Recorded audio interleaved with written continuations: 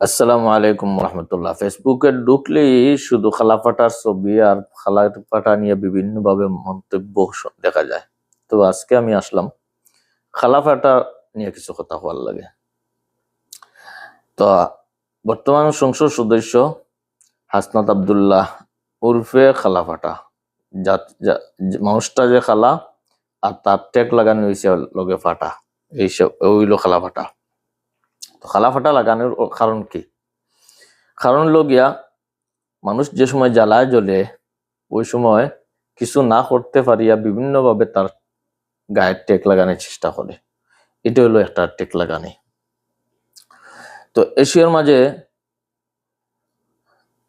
সবচেয়ে শক্তি ক্ষমতাধর সাবেক স্বৈরাচার শেখ হাসিনা, আর শেখ হাসিনার গদিটা কি ফালাইয়া যাওয়ার মূলত কারণগুলা হইল গে খালাফাটার মতো লোকগুলা এই গতি থেকে বাগানের মূলত কারণ। আর এই শেখ হাসিনার সমর্থক যারা আছেন, আওয়ামী লীগ, এরা এই বিভিন্ন দেশে ফালাইয়া গেছেন কিছু, আর কিছু আছেন দেশও। তো যারা বিভিন্ন দেশও ফালাইয়া গেছেন আর যারা দেশও আছেন, তারা এই পরিস্থিতির জন্য এই খালাফাটার মতো কিছু লোক দায়ী,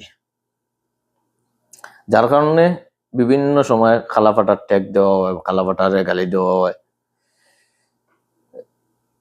শুধু আওয়ামী লীগ খালাফাটা এই ট্যাগ দেওয়ার মাধ্যমে শুধু আওয়ামী লীগ না, তার মধ্যে কিছু প্রশাসনের লোক আছে, কিছু বিএনপির লোক আছে। বিএনপির লোক থাকার কারণ লগিয়া খালাফাটা প্রকাশ করিলে বিভিন্ন সময় খাজুর আইছে, এই আইছে, সেই আইছে বিভিন্ন দেশ থেকে, এবং গভর্নমেন্টের দেশের মাঝে কিছু কি বিতরণ হয় না হয়, যাতে কেউ চুরি করতে না পারে, জনগণ জানতে পারে যে এই জিনিসটা এই এমপির কাছে আইছে।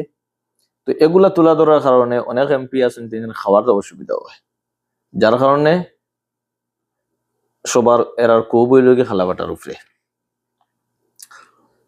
তৃতীয় লোক প্রশাসনের লোক খালাফাটার চাওয়া হইল গিয়ে যে প্রশাসনিক যে জটিলতা আছে, যে দুর্নীতি রাহাজানি, এগুলাকে ভাঙতে হবে।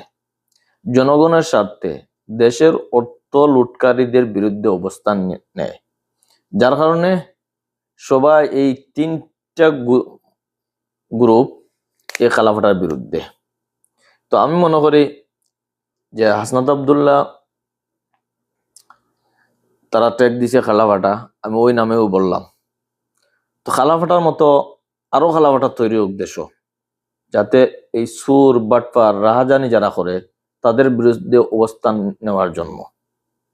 আপনাদের মতামত জানাবেন।